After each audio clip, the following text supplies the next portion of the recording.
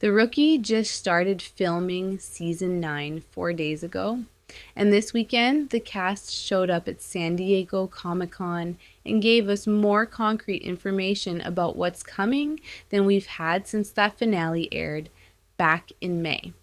So let's go through everything that's actually confirmed first. And then I want to walk through what I genuinely think that premiere is going to look like based on everything Alexi Hawley has said, because I don't think this is a normal season opener.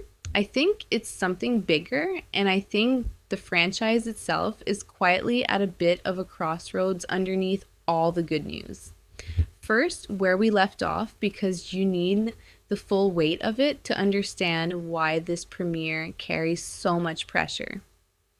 Tim proposed to Lucy on the beach after Heath Everett was recaptured. She said yes, and in the same scene, two strangers injected them both with tranquilizers. And as they lost consciousness, the woman said, "Heath Everett says payback is a bitch." Bags over their heads, held hands, unconscious, kidnapped. That's where season 8 ended, and it's worth remembering that this cliffhanger came at the end of years of slow burn buildup between these two characters, the kind of romance fans had been asking for since long before it actually happened. Which is exactly why the show chose to detonate it the second it finally arrived. Now, the confirmed facts. Filming officially began this past Tuesday, July 21st, according to Hawley speaking to TV Line and TV Insider. Nathan Fillion wasn't there for day one. Hawley confirmed he was joining the rest of the cast on set this coming Monday. But the whole team, minus Fillion, reunited properly at the Comic-Con panel on Saturday, July 25th. And it's what Hawley said at that panel and in the surrounding interviews that gives us the clearest picture yet of what's actually coming. Here's the premiere description in his own words from TV Insider. It's going to be exciting. It'll be thrilling and emotional and just pushing boundaries as we always try and do some stuff we haven't done before. We never go into a fresh season going, let's just do what we did last year. So some new characters, some new storylines, some new dangers and intentions, and all that kind of stuff. And then at Comic-Con itself, he went further. It's a two-parter, so it won't all be resolved in one episode. There's a lot going on. I think it's the best of what we do. It's incredibly high stakes, dramatic.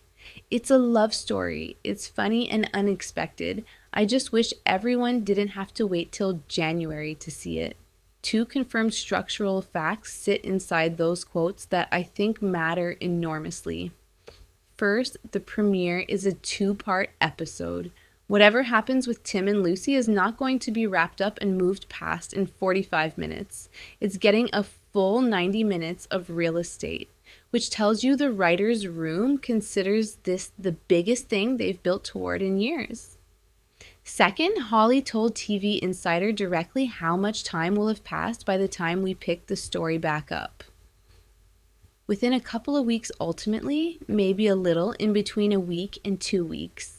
Not months, not a time jump that lets the show skip past the hardest part of processing this. A week or two of Tim and Lucy missing, presumably with the rest of Mid-Wilshire already deep into searching for them by the time the premiere actually starts. There's also a genuinely funny, humanizing detail from the panel worth mentioning. Melissa O'Neill and Eric Winter reportedly apologized and said they were sorry for how emotionally brutal that season 8 finale was to sit through, which is a nice acknowledgement from two actors who clearly know exactly what they put the fandom through. Richard T. Jones apparently claimed the title of most grumpy on set during the panel banter, something Fillion didn't let go unchallenged. And Nathan Fillion, talking about what keeps him coming back to this role after 8 seasons, said simply, "My worst day is a great day." He's also previously said in interviews that he'd happily play John Nolan for another 10 full seasons if the show let him, which tells you the actor at the center of this franchise has zero interest in winding it down anytime soon. Now, a correction to flag, because reporting on this has genuinely shifted since earlier in the year. Earlier coverage suggested season 9 would run a full slate similar to previous years. More recent reporting, including from Collider this week, is explicit that season 9 is expected to have a reduced episode order compared to past seasons. No exact number has been confirmed publicly yet, so I'm not going to guess at one, but it's worth knowing going in that this season is likely shorter than what you're used to. And I want to be honest that some outlets have framed this as a small but real cause for concern about where the show sits with the network long term, even while everything else about the season, the two-parter, the new spin-off, Fillion's enthusiasm, points toward continued confidence rather than a show being quietly wound down. Those two things can be true at the same time.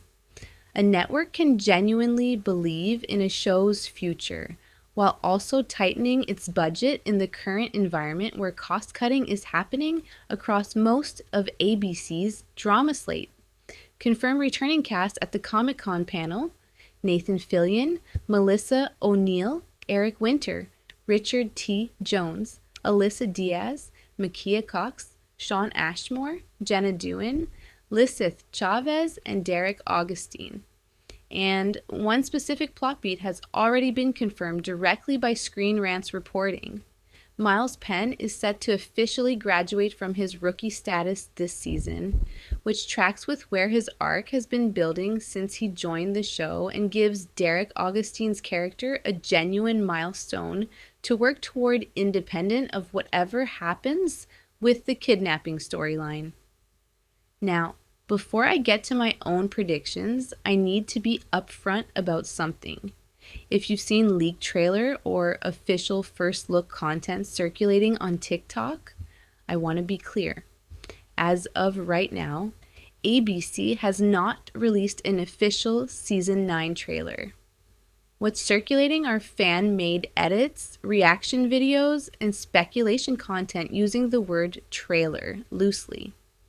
Everything I'm about to say from this point forward is my own reading of the confirmed facts above, not a description of leaked footage, and I want to be transparent about that distinction the whole way through. So here's what I genuinely think that two-part premiere is going to look like.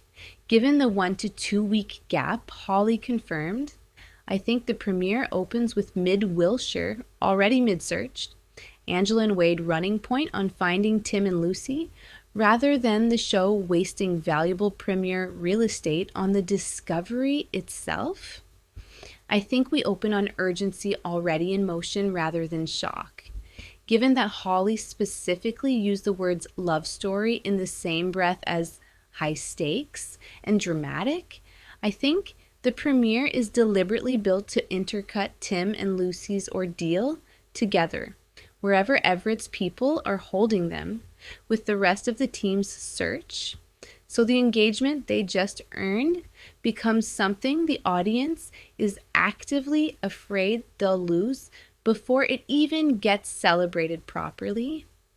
That structure, cutting between a couple fighting to survive together and a team racing against time to reach them, is exactly the kind of thing that justifies calling an episode the best of what we do.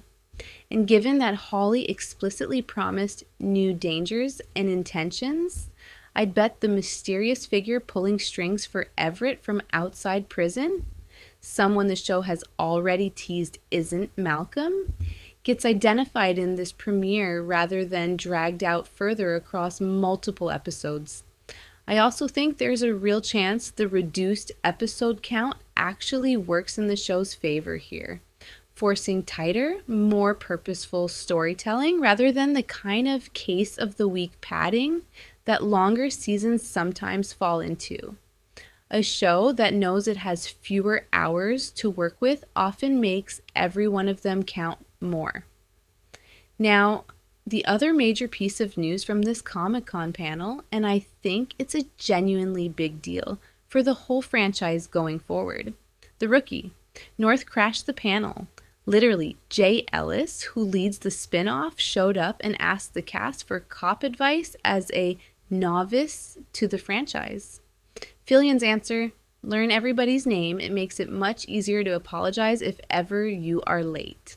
Richard T. Jones added, padding. Don't be too masculine. Use knee pads.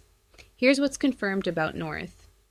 Jay Ellis plays Alex Holland, a man going through what's being described as a disappointing midlife crisis, who ends up becoming the oldest rookie at Pierce County Police in Washington State. The same life-changing pivot into law enforcement, premise that built the original show around Fillion's John Nolan. Karen Fukuhara from The Boys is also cast. The pilot was shot back in February, and Hawley told Deadline the network was super happy with it, adding that the cast Ellis leads is really amazing. It's also worth knowing this spin-off wasn't a guaranteed slot. Reporting earlier this year had it competing against another potential pilot, R.J. Decker, starring Scott Speedman, for a limited number of pickup spots. North winning that competition tells you the network genuinely believes in what Ellis and Hawley built together.